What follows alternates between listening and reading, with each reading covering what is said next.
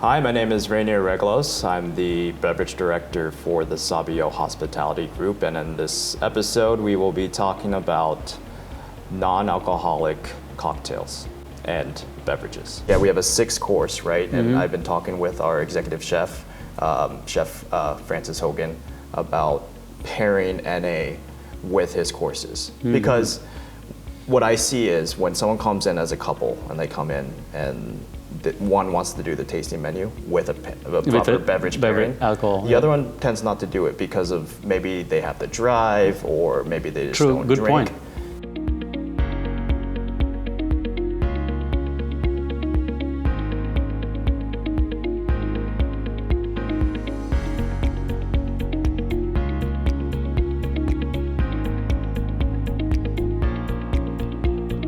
Hey guys, this is Sid Patel, CEO of Beverage Director Network and US Spirits Ratings. We are at San Francisco at the 8th annual US Spirits Ratings.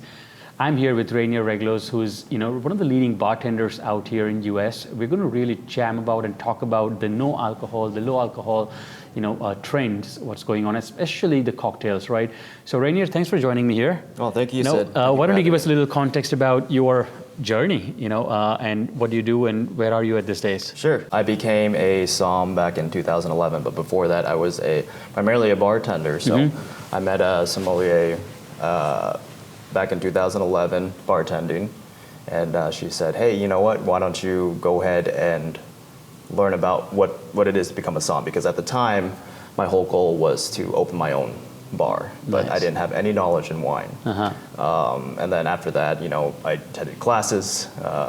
David Glancy was the one who organized the classes at the French Culinary Institute. Nice. Then became a somm shortly after. But really, passion is all about bartending and cocktails and wine too.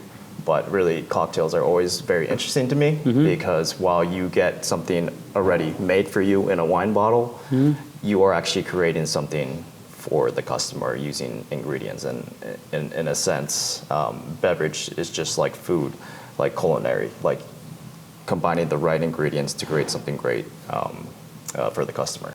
Amazing. Yeah. So we're seeing these trends, going back on our main subject that we really want to go deeper into, the no and low. Absolutely, there is no question that this is permanent. This is no more a short-term thing. The consumer shift has happened. It is happening more and more. What's your take overall on where you think this is going and what have you been seeing? For the non-alcoholic section, I believe it actually is a very big emerging market for us, especially for the younger generations. It is, I don't know where that shift or that dynamic really happened, but it seems more to me that younger generations are going for either lower ABV or no alcohol within their drinks. And even older generations, because I think the whole focus for the industry at this point is on health. I think after COVID, there's been maybe a bit of a scare for health reasons, for many reasons other than alcohol. But I do see it really taking off, especially here in the Bay Area. And the programs that I've been running, we have a new restaurant opening, but we have another one that I've been really trying to push the NA. And our first restaurant, Sabio on Main Street in Pleasanton, they do a tasting menu. So my whole idea over these next couple... NA? Well, that's the thing. So this is where I want to go. That can be interesting. Yes, yeah, we have a 6-course, right? And I've been talking with our executive chef, Francis Hogan, about pairing NA with his courses. Because what I see is when someone comes in as a couple and they come in and one wants to do the tasting menu with a proper beverage pairing, alcohol. The other one tends not to do it because of maybe they have to drive or maybe they just don't Good drink. point.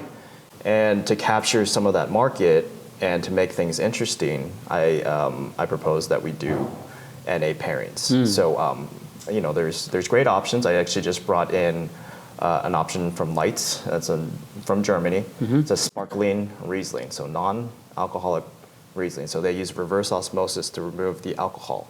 But it tastes exactly like Riesling. It hits all the notes, all the minerality. It has really nice bubbles. There's prime opportunity, and I think it's a big challenge for beverage directors, bartenders, maybe who have been in this industry a long time, to kind of look at things at a different perspective. True. And that challenge, I think, is going to bring a lot of innovation. Or especially, let's go completely no. Right. What do you think is like a safe bet to start? People who have not started, introducing, zero proof cocktails. What are your 3 or 4 which you think are the good ones to make and start? Oh, cocktails. It's very hard to do with just traditional ingredients that you have behind the bar, but you could always try to mimic things. So like a Paloma, for example, maybe you take grapefruit juice with soda water, and if you want to get a little bit of that tequila, maybe you get a little bit of heat in there. So using either peppers or chilies or anything like that. But also asking your distributors for really great non-alcoholic options, because they're out there, tequilas and gins and bourbons. So you could still create these cocktails. You just have to try to find that base spirit, and sometimes that's very difficult. But from what I've found, even just putting the word mocktail on there and creating with different purees and sodas and juices, people just want the perception that they have a cocktail without having a cocktail. True. But at the same time, it does have to be quality, especially around an area like this. If you're going to pay $16 for something, you got to make sure that concentrate or that juice is very high quality. So mimicking like things like, how do I say it, like a gin and tonic, you can mimic things with soda water and again, different fruit infusions to mimic those things. So, or a lot of sparkling drinks and juices really help. On the consumer behavior, there is, especially the wine industry is trying to bring, the wine drinkers back. Yes. And even the young drinkers are not drinking alcohol, right? So, as you say, we got to adjust, we got to adapt, and we got to start offering, the things that they want. What other things, like this is a great example you said about menu offering, pairing. Yes. I'm sure coming out with mocktail menus. Yes, correct. What other things have you seen beverage venues introducing and rolling out no and low? Again, I think really highlighting it. I think if you're a restaurant and a bar, I think they expect that you will have alcoholic beverages, but I think it's very important for the restaurant itself to highlight their NA offerings, and that's a really great way to segue to the menu itself, because at least where I work, and we've created different mocktails, I've always told each and every one of my servers to be able to share this information with the guests, because sometimes they're not looking for it. So you have to be very proactive on promoting it within your restaurant with your staff. I think that's the number one thing. And to kind of reach those younger markets, you have to kind of put your passion into it. You have to show them the passion through the drink. So really interesting names on the menu is definitely going to capture it, right? Yeah. But also interesting ingredients. What's your tip on the pricing? Do you think it should be less than the alcohol sort of categories? So if you had a gin cocktail and then you tried a gin mocktail, do you think people expect that should be $2 less or something? I think the perception of that is varied from market to market.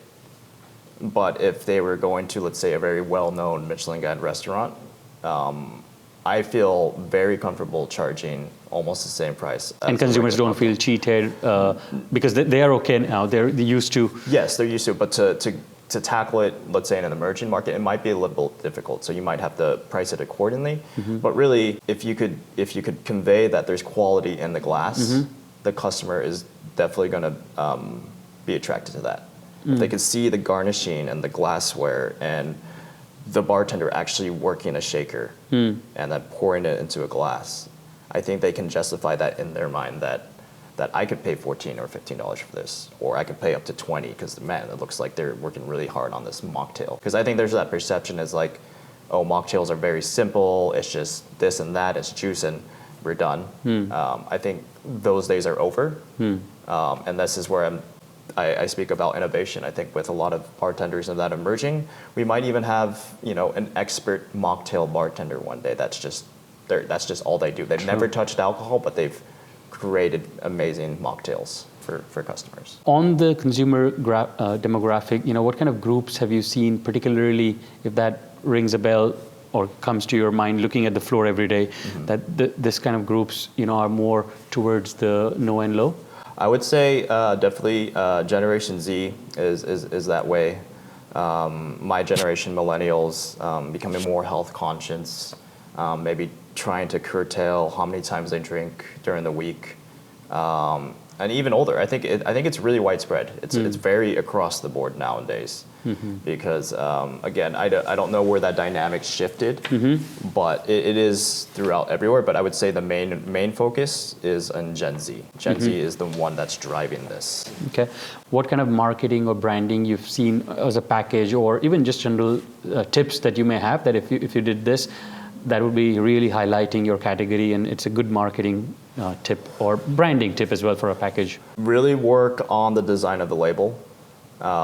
Because obviously right now, since NA is such a big category, you're going to have to find ways to really capture the customer's attention, whether it's different size bottles, whether it's using bright colors, whether it's using different types of caps. You have really, as a company, have to find ways to capture attention.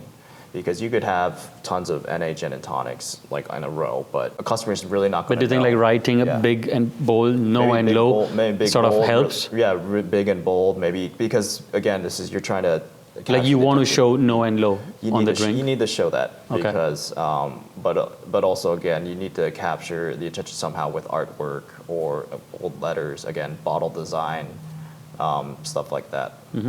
Cool. Any closing statements on the category and your predictions? My predictions is that I believe that NA is going to be a very big part of our industry moving forward. I don't think it's going away. I don't think bartenders should shy away from putting as much effort as they do in creating a cocktail that they love and not putting the same amount of attention into a mocktail. I think you should do that because it is an emerging market. I see it in real time. I see how much sales are lost because there is no NA option in a bar. And things like doing a proper pairing menu with a non-alcohol cocktail and or beer, whatever it is, or wine, is definitely going to help sales on premise and off premise. It's something to really think about, and I'm really excited to see what it's going to bring. Yeah, I believe the U.S. ratings is a perfect way for emerging brands to not only get their name out there, but to get the perspectives of very leading individuals in the industry. I think their perspectives really do help because we're actually on the ground level seeing things in real time and seeing the changing markets and, seeing different personalities and cultures and seeing how they react to the products. And I think it is very helpful in that regard.